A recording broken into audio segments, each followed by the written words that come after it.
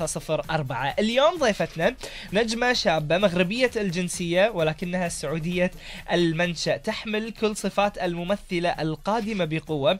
قدمت الكثير من الأعمال التلفزيونية، تهتم بالتفاصيل الصغيرة لأي مسلسل تشارك فيه، تسعى للتواجد في المسرح مع كبار النجوم، واقعية في طرحها، واثقة من آرائها، وفوق كل هذا وذاك مسالمة، بعيدة كل البعد عن المشاكل وهذا أهم شيء وأحلى شيء. النجمة أمينة العلي، حياك الله معنا في القمندة، أهلا وسهلا فيك.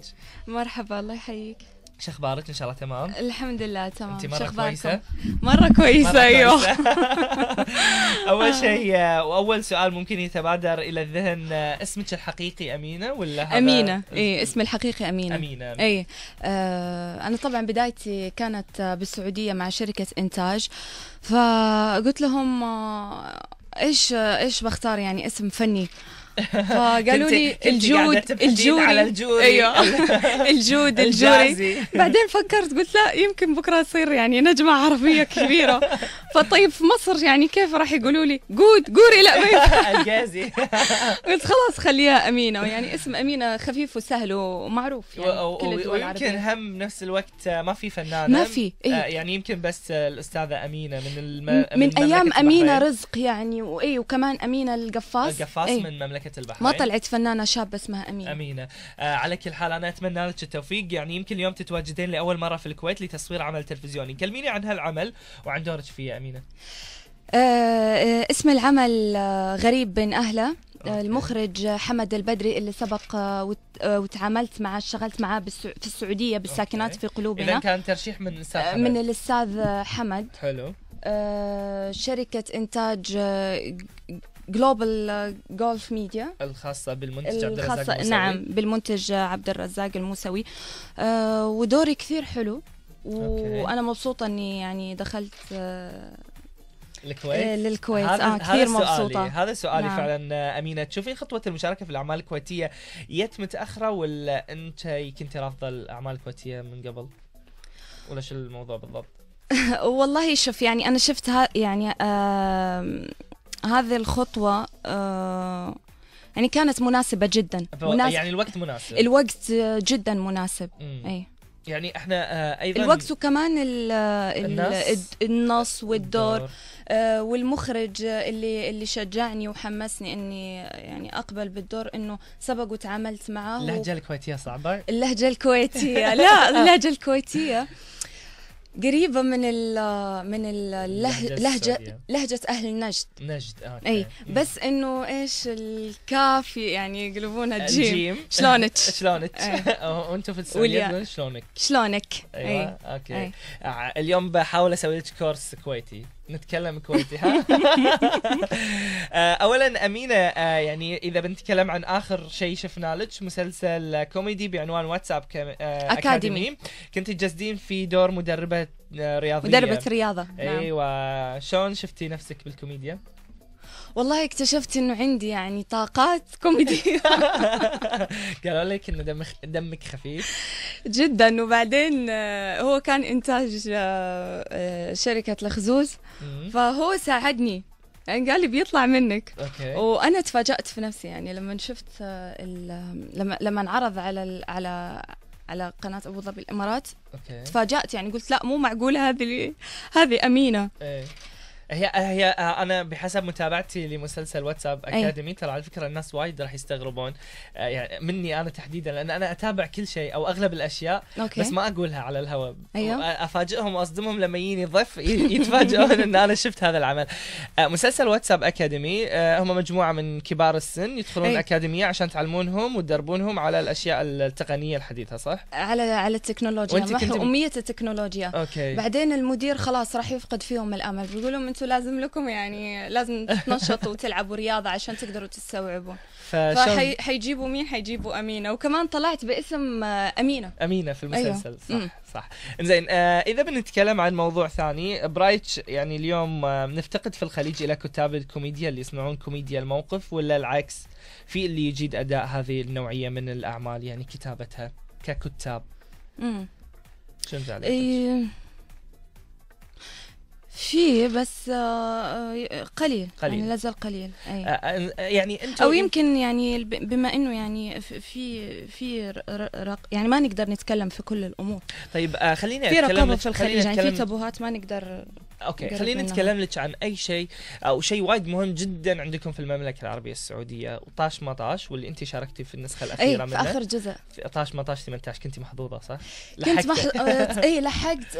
تصدق الحلقه انا دائما بقول الحلقه، بيقولوا لي لا قولي الحلقه انت بالكويت. الحلقه زين يبقى اخذي راحتك بالكويت ولا في السعوديه، عيشي حياتك. خليجنا واحد. خليجنا واحد ايوه. يعني رغم ان كان سنه 2011 حتى للحين اذكر سلوغن مال البرنامج كان يقول طاش مطاش 18. فالحلقه اللي طلعت فيها مع ناصر القصبي للحين يعني بيرسلوها فيديوهات واتساب. احنا شوفي راح نرجع نتكلم اكثر عن طاش مطاش وتفاصيل كثيره، بس لانه معانا كثير اتصالات راح نروح للاتصالات. اول اتصال في حلقه اليوم نقول الو. الو يا هلا، يعطيك العافيه. عافيك وخليك. منو معاي؟ وياك محمد المخلص. اهلا وسهلا، شلونك اخوي محمد؟ والله بخير. معك شو اخباركم؟ محمد معنا اليوم نجمه شابه اتت من المملكه العربيه السعوديه اسمها امينه العلي، شنو حاب تقول لها؟ اكيد ما يحتاج، اتمنى لها التوفيق ان شاء الله يعني في حياتها. وعندي سؤال لها، منو مثل الاعلى يعني في التمثيل؟ اوكي بعد شوي راح نعرف منو مثلها الاعلى. والشغله الثانيه هذه اذا فيها مجال اذا تغني حق سعد الفهد، اذا تقدر اي اغنيه حق سعد الفهد. تغنين لسعد الفهد. هذه موهبه جديده راح نكتشفها اليوم خلال الحلقه، اللي عارفه انها ممثله بس ما كنت اعرف. تغنين امينه؟ اي غنيت في واتساب اكاديمي. يلا بعد شوي راح نسمع صوتك لازم، بس راح نروح حق هذا الاتصال. ايش رايك نجربك مذيعه؟ قولي الو. الو الو الو مرحبا. مرحبتين اختي. منو معاي؟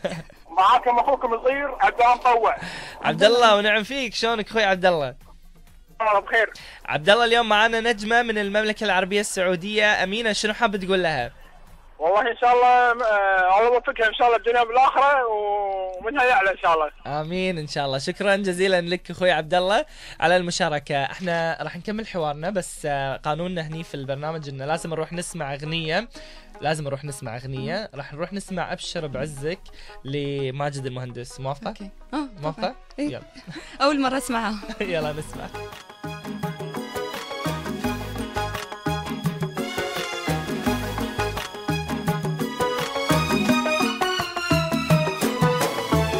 يا العزيز اللي نويت تعز نفسك عني، بعد ما عزك خفوقي وبعد ما عزيتك، ابشر بعزك حبيبي لاجل تعرف اني مثل ما لبيت وصلك في الجفا لبيتك.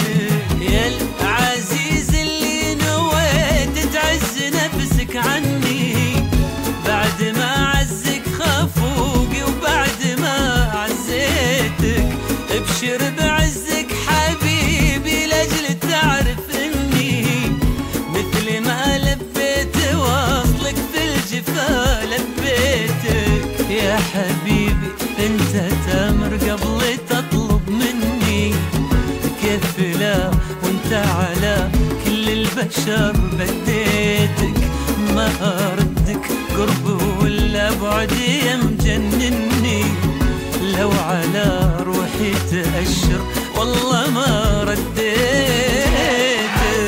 اللي نويت تعز نفسك عني، بعد ما عزك خفوقي وبعد ما عزيتك، ابشر بعزك حبيبي لاجل تعرف اني مثل ما لبيت وصلك في الجفا لبيتك.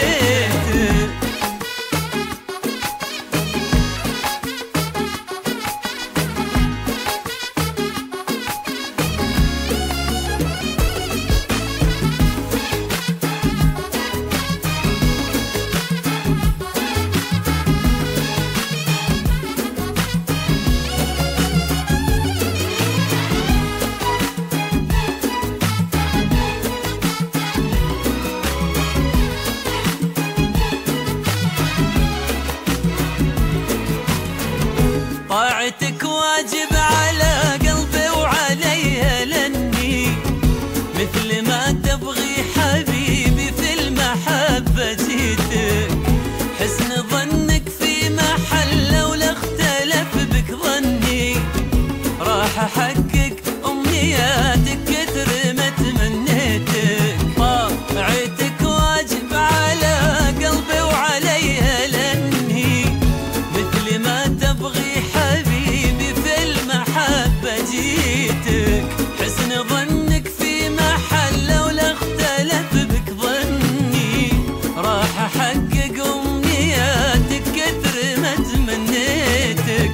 عشت أنا السبع السمان اللي معاك وكني ببدأ السبع العجاف وغنوتي حبيتك.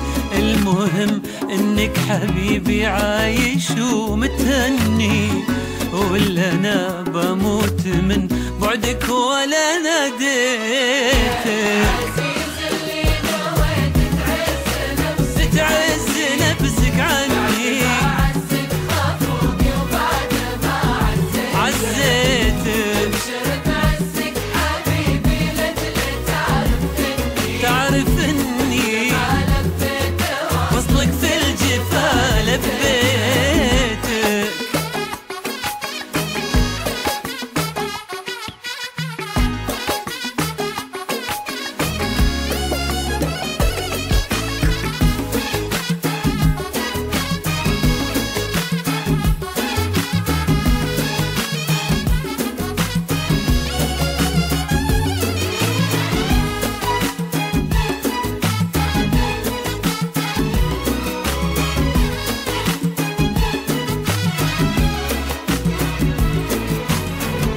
جرحك الغالي بنزفة من جفاك يغني، منها حن أطرافك الترفه إذا لقيتك. لا تقل الناس جرحي، قل لهم متحني، قل لهم إني بدمي الغلا حنيتك. جرحك الغالي بنزفة من جفاك يغني، منها حن أطرافك الترفه إذا لقيتك. لا تقل الناس جرحي، قل لهم متحني، قل لهم إني بدمي الغلا.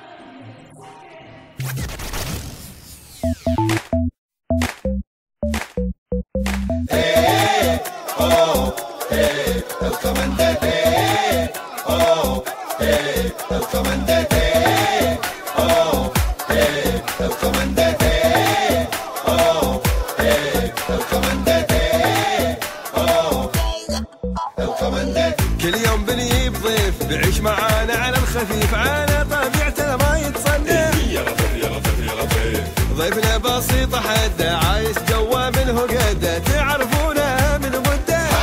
هذه الكمندة يلا يلا يلا يلا بنبدي يلا يلا يلا يلا يلا بنبدي يلا يلا. عبد الله العراك وجابر الجاسر بنبدي يا شباب ما نبي الناس تتم.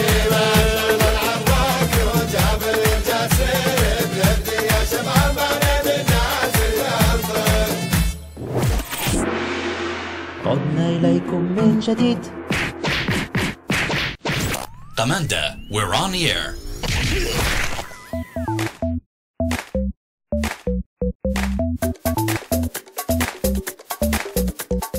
مساء الخير من جديد لكم انتم اللي قاعدين تسمعون هذه الحلقة الجديدة من برنامج القمندة. مكملين معاكم هذا المشوار. صارت الساعة 9 بتوقيت استديو القمندة، وضيفتنا اليوم الفنانة أمينة العلي القادمة من المملكة العربية السعودية عشان تجسد أول بطولة لها في مسلسل كويتي، ولكن أكيد كان لها العديد من المشاركات في المملكة العربية السعودية. أهلا وسهلا فيك من جديد أمينة. أهلا فيك. أكيد أنا وأنت بانتظار كل الاتصالات إذا كانت من داخل الكويت على 22419304، من خارج الكويت على 00965224190304. عندي تحيتين حيل كبار، الأولى حق المعدة زميلة أميرة نجم اللي منورتنا اليوم، والتحية الثانية لمصورنا المبدع أستاذ محمد العوضي اللي منورنا. أهلا وسهلا فيك بوجودك معنا اليوم. أمينة، بعد كم يوم من المقرر عرض مسلسل هواجس اللي صورتي، بدنا شوي نسبق الأحداث ونتعرف على شكل العمل ومضمونه ودورك فيه. هو قاعد يعرض. اوكي نعرض نعرض ايوه. بس لسه ما خلص، يعني يمكن في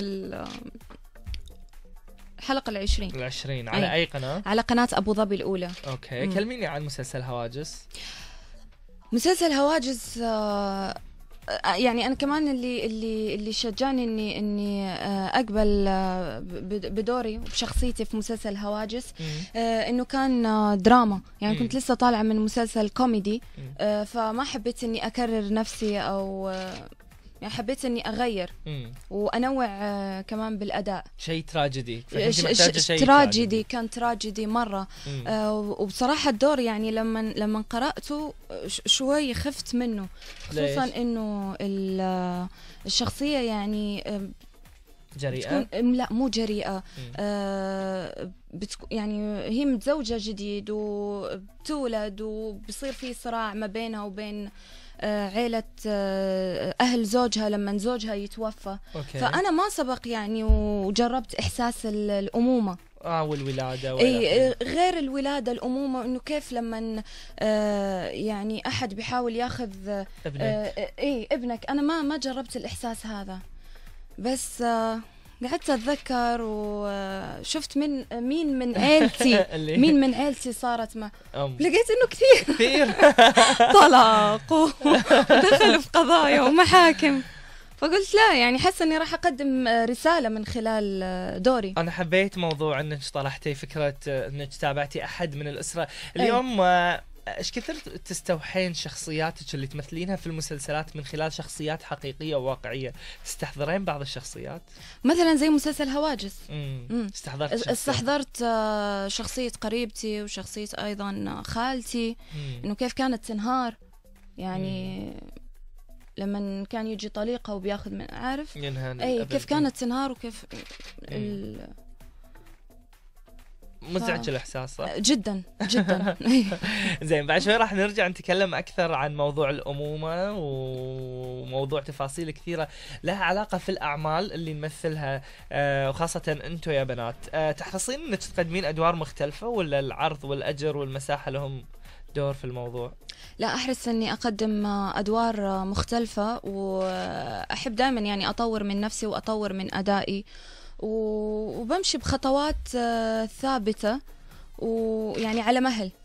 أبدا ما بتسرع. في مرة حسيت أنك كررتي نفسك، عملتي دور مشابه مثلا؟ أبدا، بس يعني في أعمال ما أقول إني ندمت عليها، بس حتى التجربة السيئة بتكون مفيدة، بنتعلم منها. تقوي أدواتك؟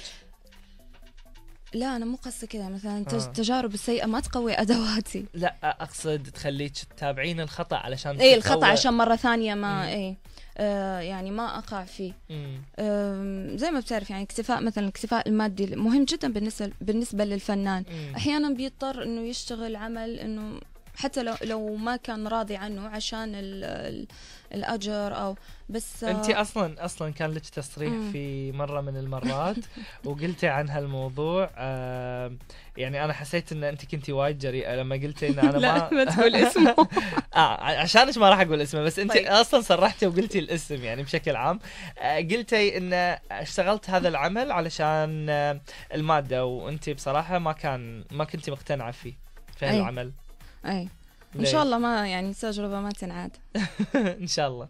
ليش؟ شنو كانت المشكلة بالضبط في العمل هذا؟ أنتي طبعا عارفتها صح؟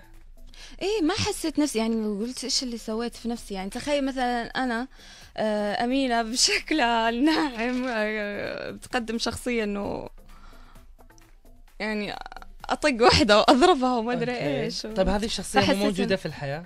لا، بس مو أنا. مو أنا. طيب وإن كان مو أنت، بس وايد ممثلات يمثلون شخصيات مو هم. بس بعد ما كنت مرتاحة للدور، ما كنت مرتاحة. لا، ما حسيت فيه. هو كان حلقات منفصلة. مسلسل حلقات متصلة منفصلة. زين، خلينا نروح حق موضوع أهم يعني. اليوم الفنانات كثار في الساحة الفنية، وخاصة طبعاً عندنا في الكويت والخليج أكثر وأكثر. أبي أعرف من الفنانة اللي فعلا تلفت انتباه أمينة؟ من تلفت انتباهك يا أمينة؟ من جيلي أو أوكي. بشكل عام. أنا طيب، فتحت لك المساحة، اختاري اللي تبين. لا، من الجيل اللي أكبر من الجيل يعني اللي يعتبر مدرسة. طبعا الهرمين نسب يوم الهرمين لسه هذا حياة الفهد وسعاد عبد الله. يعني نجمات عربيات مو بس مو خليجية. صح. إنزين احنا ايضا الفنانة القديرة هدى حسين. اي اتابع مسلسلاتها جميلة. إنزين احنا بعد شوي راح نرجع نعرف شنو اكثر دور حبيتي لي كل واحدة منهم، بس راح نروح حق هذه المحطة الغنائية، من بعدها بنرجع نكمل الحوار معاك. يا ترى وين بياخذنا عبد الله؟ هذا اللي بنعرفه الحين.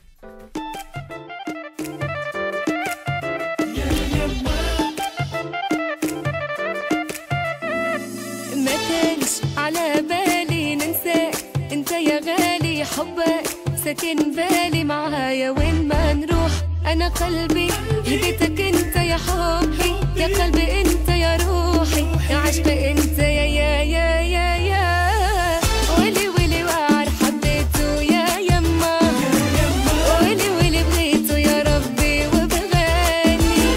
هذا هو الجنة واللي قلبي تمنى، ولي ويلي عليه ولي ويلي يما، ولي ولي يما، ولي ولي يما، ولي ولي يما، ولي ولي يما.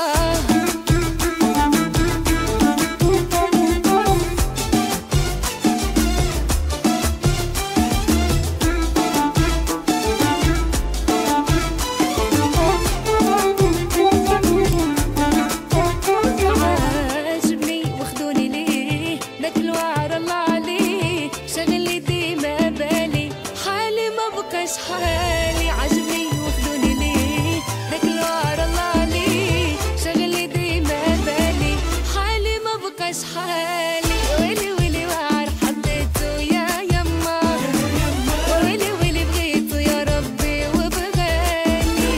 هذا هو الجنة واللي قلبي تمنى، ولي ويلي عليه ولي ويلي يما، ولي ولي يما، ولي ولي يما، ولي ولي يما، ولي ولي ويلي.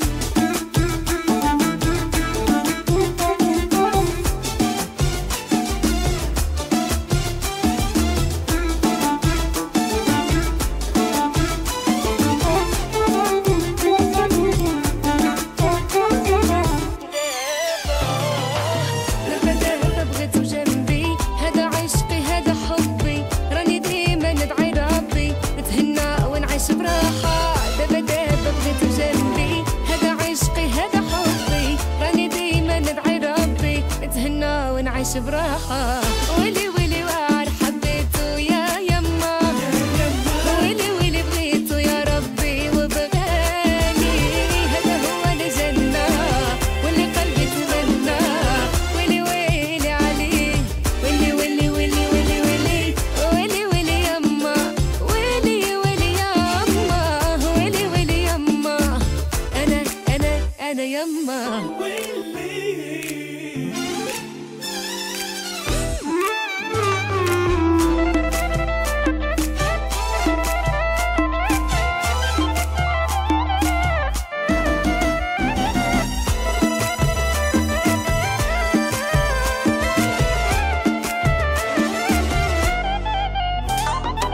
انت حبيبي الزين ديالي، ما نخليش وحدة تديك، نغير عليك يا غزالي، راك انت عشقي وحبي. انت حبيبي الزين ديالي، ما نخليش وحدة تديك، نغير عليك يا غزالي، راك انت عشقي وحبي.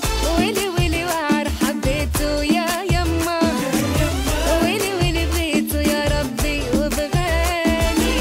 هذا هو الجنة واللي قلبي تمنى، ولي ويلي عليه ولي ويلي يما، ولي ويلي يما، ولي ويلي يما، ولي ويلي يما، ولي ويلي عليه.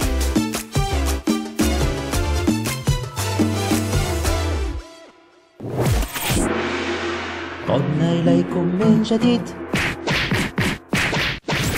Amanda, we're on the air.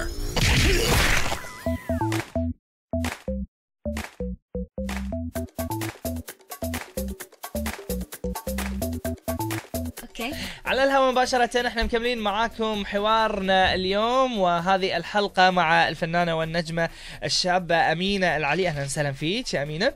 هلا. انزين، احنا بنذكر الكل بطريقة المشاركة معنا على 22-419-304. تقدرون تشاركونا إذا كنتوا من داخل الكويت ومن خارج الكويت على 00965-22-419-304.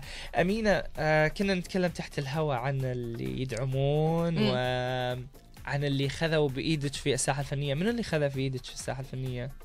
إيدي أخذتني. ايدك؟ اي بروحك؟ اي ايدي وريولي. يعني مسكت الفرصة. ترى وايد نفسك، مو بس انت، مو بس بحث يعني عن الفرصة بيدي. يعني انا كنت احب التمثيل. اوكي. احبه كثير. يعني ما في حد له فضل على أمينة؟ الفضل لله سبحانه وتعالى. وجهدي واشتغل على نفسي كثير وبحاول اطور من ادائي. وفني اللي بيدعمني والتزامي. نقدر نقول بعض المحترمين من المسؤولين في بعض القنوات أيضا أشادوا بموهبتي وقالوا إنه يعني البنت هذه يعني عندها شيء فلازم إنه ندعمها. زين، البداية شلون كانت؟ قولي لي. البداية زي ما قلت لك أنا موهبتي هوايتي التمثيل. أوكي. هوايتي الفن. يعني من يوم كنت صغيرة أشوف نفسي دائما في المسرح تحت الأضواء. مع العلم أن يعني أنت عايشة في بلد محافظ جدا ما في أي معاهد بتدعم المواهب الفنية. قرأت كتاب اسمه The Secret. أوكي. بيقول إنه زين. بيقول انه انت تقدر تصير اي شيء تبغى. يعني حتى لو الظروف ما كانت مهيئه او مناسبه. نمت صحيت قلت انا خلاص بصير انا ممثله. بطبق ذا سيكريت. ذا سيكريت. زين، احنا بعد شوي راح نعرف بقيه القصه، بس نروح حق هذا الاتصال ونقول الو. هاشم. مرة التمثيل مع رزان، أقصد أمينة العلي، ممتع جدا. ليش قلت رزان؟ تعال قول لنا. هذا أقول لكم تابعوه برمضان. أوكي. طبعا الزميل هاشم أسد مذيعنا المتألق. شلونك يا هاشم؟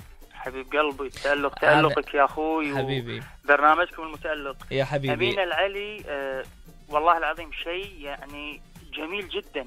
أنا أتمنى من المنتجين من المخرجين يهتمون في هذه الفنانة، لأن أنا أدائي تعدل يوم وقفت قدامها. أنا اللي أعرف أن هاشم ما يمدح أحد إلا إذا كان فعلا صدق. لا بعد هو فنان لا إله إلا الله عليها، خيالية وحريصة على شغلها وجميلة بالتعامل، خلوقة. رزان.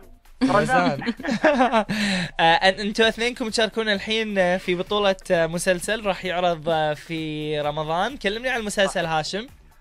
المسلسل اول شيء شوف، يعني يمكن ما يحق لنا نصرح عن كل شيء لان الفكرة جديدة وغريبة، لكن كل اللي بقوله ولا زمن البطل لازم يمثل 30 حلقة.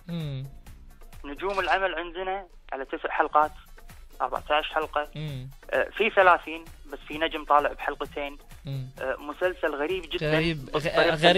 غريب اسم ومسمى. غريب بين أهله. اوكي. زين، فكرة إبداعية رائعة. كاست التصوير كله، الكاست اللي صور فيلم سيدنا يوسف أو مسلسل سيدنا يوسف، شيء رائع، راقي راقي راقي راقي. أنا أتصور أن أنا مع أمون الجميلة راح يسوي لنا نقلة إن شاء الله يا رب. على كل حال بأشكرك جزيل الشكر يا هاشم على المشاركة. أنا بس أبي أقول كلمة حق أمينة. تفضل.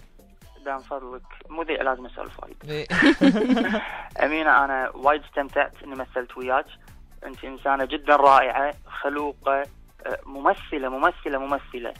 فيا ليت ان تجمعنا اعمال قادمه ان شاء الله يا رب. ان شاء الله. ويا ليت ان نتم على تواصل، لان انت انسانه متفرده والمجال الفني ما خلق نفسك. قواكم الله. هذا كلام كبير. كلام كبير يا هاشم. حرجتني بصراحه. وديروا بالكم على رزان.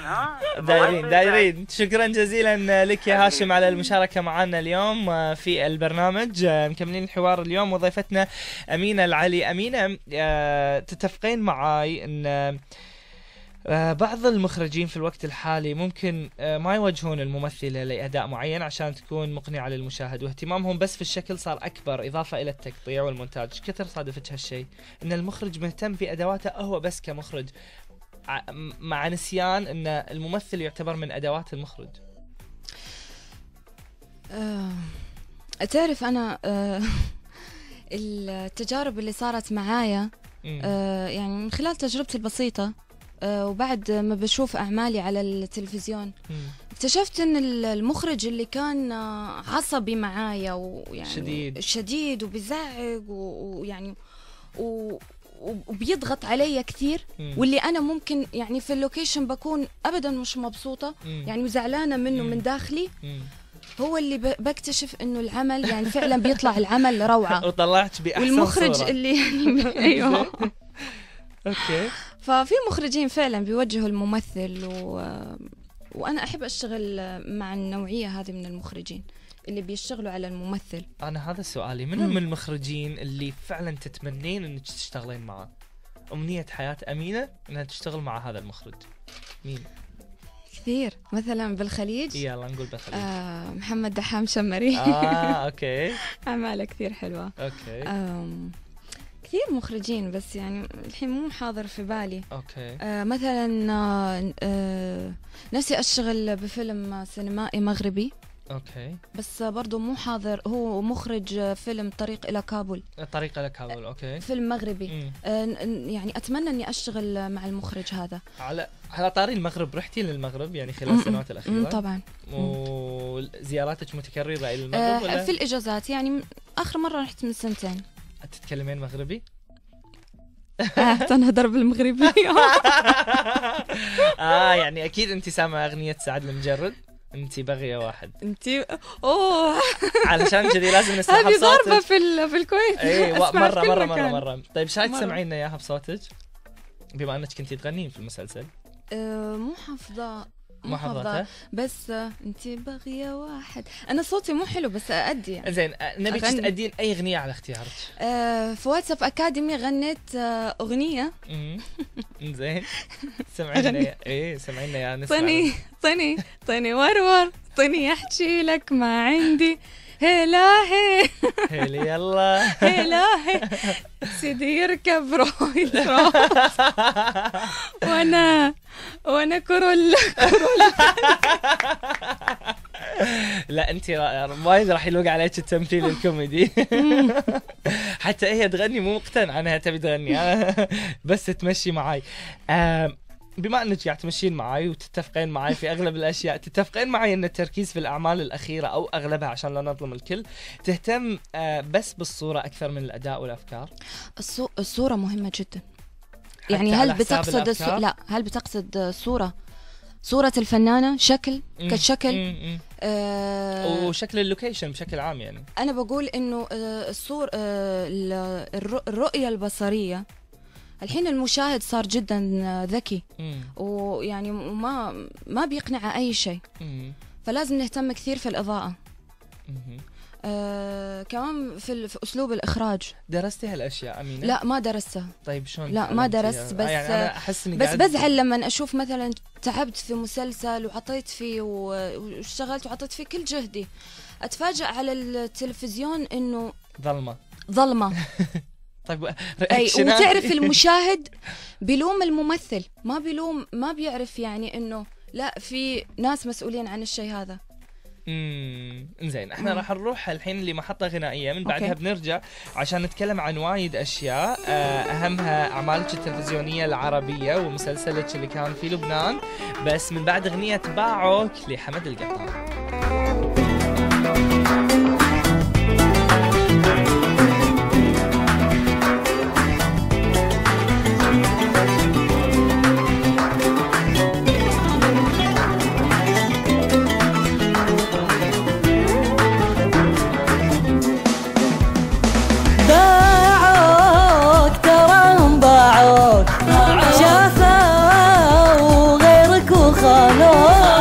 واللي قلبك كان فيه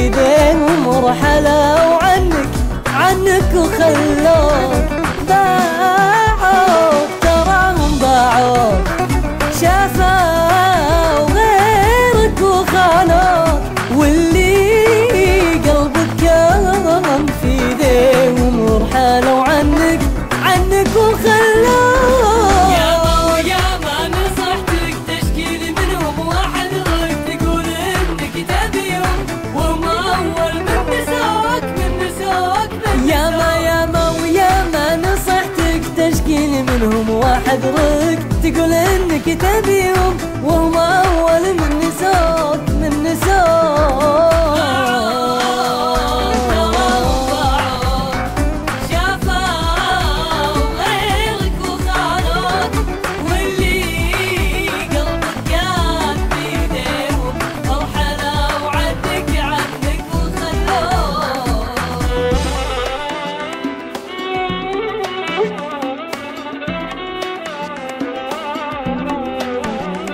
باعوك تراهم باعوك والله باعوك تراهم باعوك.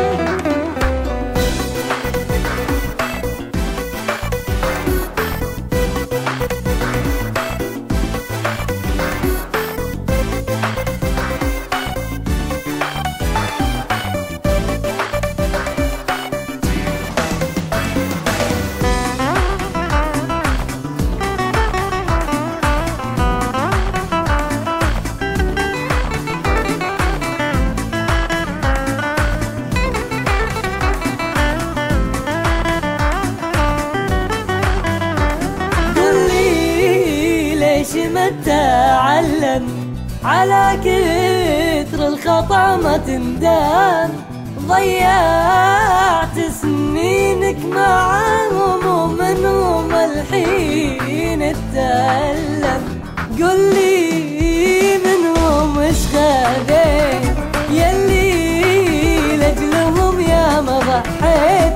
قلت لي ما بيسواهم شفت انت بنفسك ايش سويت. ياما وياما نصحتك تشكيلي منهم واحد رق تقول انك تبيهم وهم اول من نسوك من نسوك من نسوك. ياما وياما نصحتك تشكيلي منهم واحد رق تقول انك تبيهم وهم اول من نسوك من نسوك. باعوك تراهم باعوك شافوا غيرك وخانوك واللي قلبك كان في ايديهم رحلوا عنك وخلوك. باعوك تراهم باعوك والله باعوك. باعوك تراهم باعوك والله باعوك تراهم باعوك. عدنا إليكم من جديد.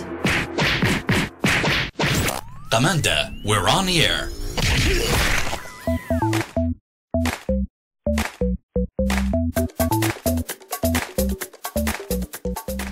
هذا احنا اكيد مكملين معاكم مشوار حلقة الليلة على 22419304 ومن خارج الكويت على 00965 22419304. اكيد احنا ناطرين كل اتصالاتكم. وضيفة هذه الحلقة الفنانة أمينة العلي. اهلا وسهلا فيك أمينة من جديد. هلا هلا.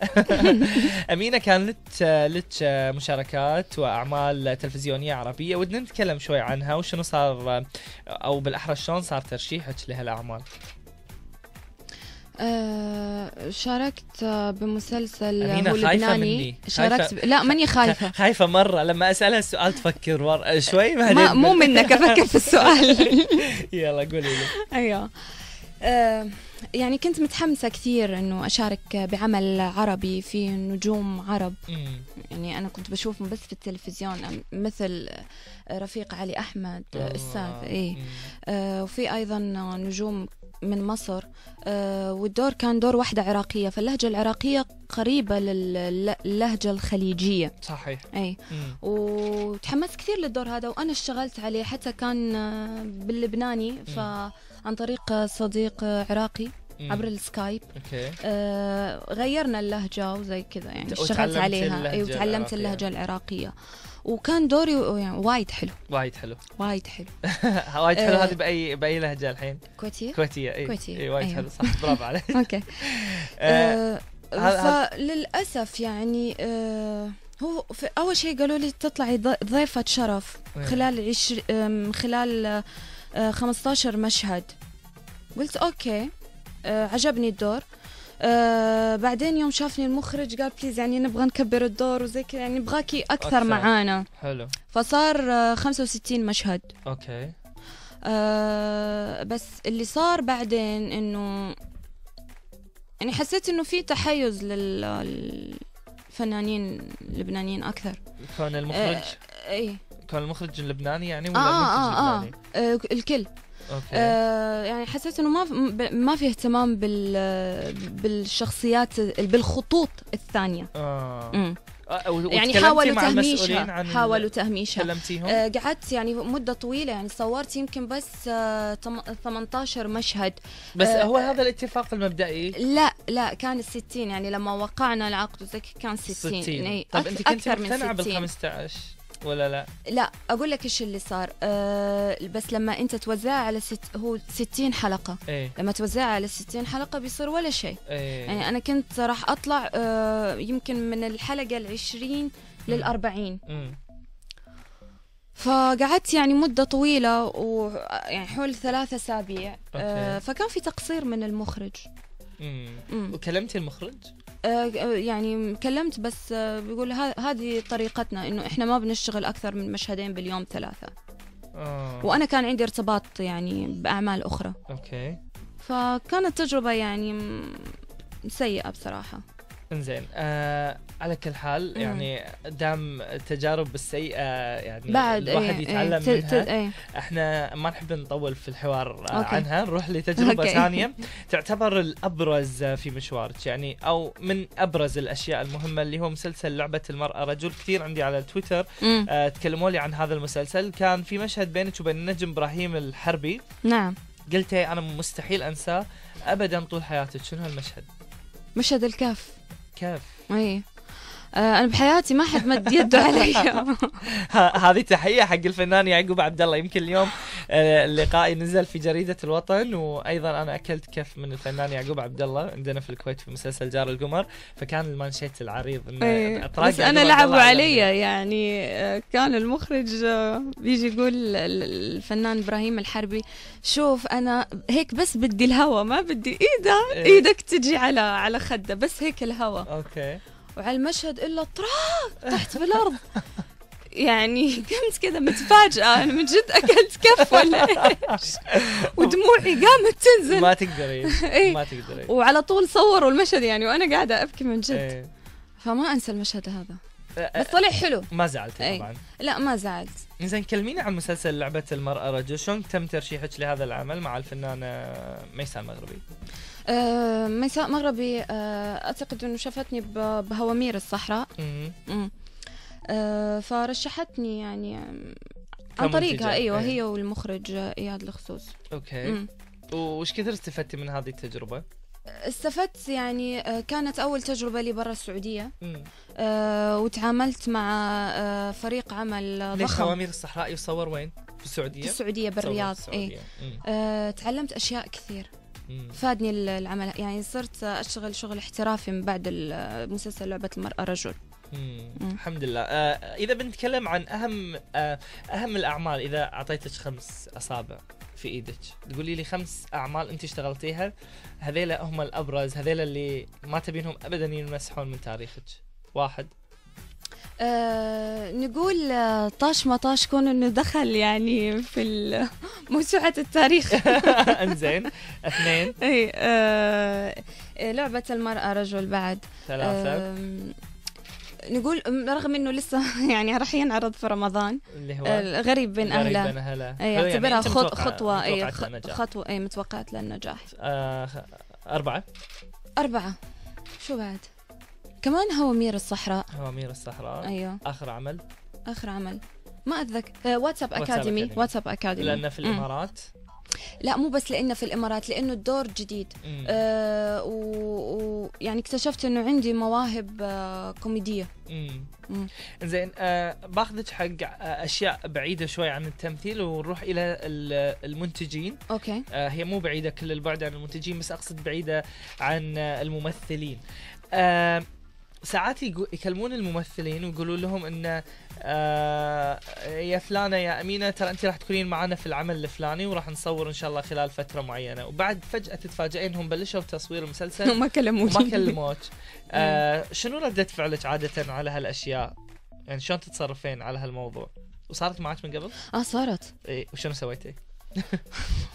أنا اللي قهرني يعني صارت أول مرة وما تكلمت مشيتها، ثاني مرة وصارت مع نفس الشخص بس بيقول إنه تقصير مو من عندي يعني من اللي بيشتغلوا معاه. قلت لا بس أنت يعني شخصيا أنت اللي بتكلمني. صحيح. يعني إذا ما لك كلمة على اللي بيشتغلوا معاك لا تكلمني. أي أنا ما ضربت أحد على يده إنه يتصل علي وياه. بس اكيد يعني احنا ما نقول ان كل المنتجين مو كلهم، لا مو كلهم، في كثير منتجين بيحترمون ولا كلهم شطار ولا كلهم سيئين، بس واجهتي في يوم من الايام ظلم حق مادي والى اخره؟ حق مادي لا لسه ما صار الحمد لله. الحمد لله. اول فنان يقعد على هالكرسي ويقول لي ان ما واجه، بس بشوف انه ممكن يصير ما بسكت ان شاء الله. انزين اخر سؤال عشان نبي نختم في لقائنا معاك. انا طبعا حزين لانك راح تروحين ما استمتعنا وايد الا ان الوقت دائما يداهمنا. بحكم العادات والتقاليد في الخليج تحديدا نشوف ان الممثله تحط لنفسها حدود معينه من اول يوم تدخل فيه المجال الفني. شنو الحدود اللي حطيتيها من انطلاقه مشوارك؟ حدودي بحطها مجرد ما اعقد اي اتفاق على مسلسل بيكون في حدود. خلاص أنا يعني بحترم مهنتي، بحترم شغلي، أنا بعتبر اللوكيشن مثل ما في حرم جامعي أيضا في حرم، يعني أعتبره زي حرم فني اللي هو اللوكيشن. إيه خلاص يعني اللوكيشن هذا أحب الشغل يعني يكون فيه سيريس كثير. زين أخيرا أعتقد أن عيد الفطر في الكويت يكون زاخر جدا في الأعمال المسرحية. ناوية يكون لك عمل مسرحي في الكويت، خاصة أن أعمالك أغلبها في السعودية المسرحية؟ أغلبها في السعودية. نعرض علي إن شاء الله في شيء، في حاجة زي كذا في الكويت. إن شاء الله. حلو إن شاء الله بإذن الله. على كل حال أنا كنت سعيد بوجود أمينة العلي من المملكة العربية السعودية اللي منورتنا اليوم. شنو الكلمة الأخيرة اللي تحبين تقولينها لكل الجمهور اللي قاعد يسمعك اليوم من خلال برنامج القمندة؟ أشكركم أول شيء على استضافتكم لي. فتحتوا لي نافذة مع الجمهور الكويتي، هذا واجبنا ودورنا. أوجه التحية حق كل المستمعين وأقول لهم إن شاء الله كنت ضيفة خفيفة عليكم. الحمد لله كنت كثير خفيفة، بس بختبرك في اللهجة الكويتية. لازم تقولين أنا قمندية وأحب القمندة أمينة العلي. أنا قمندية وأحب القمندة أمينة العلي. عافية عليك، برافو عليك. عموما في الختام باكر راح نكون معاكم مع موعد جديد في القمندة. تقبلوا في الختام تحياتي محدثكم من خلف المايك أنا عبد الرحمن دين. أحلى تحيات فريق الإعداد صالح دويخ ومشاري مناور، من الهندسة الإذاعية محمد الشمري، متابعة وتنسيق أمين المصري، ومن الإخراج جابر الجاسر وعبد الله العراك. مع السلامة.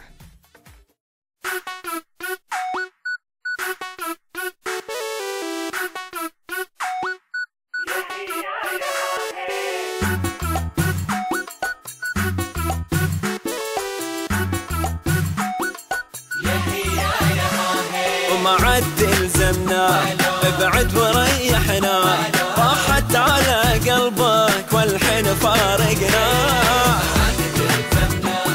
ابعد وريحنا